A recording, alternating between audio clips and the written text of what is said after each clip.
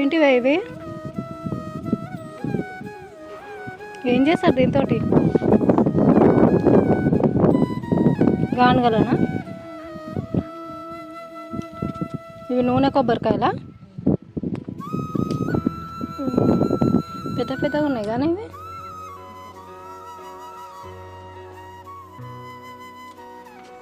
కొబ్బరి నూనె తయారు చేస్తాం తెచ్చిండే. ఇవి మన ఊర్లలో దొరికేటివి కావుగా. నూనె కొబ్బరి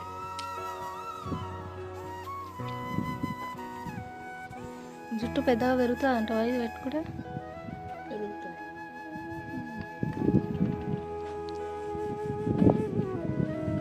ఫ్రెష్ ఉన్నాయి మంచిగా.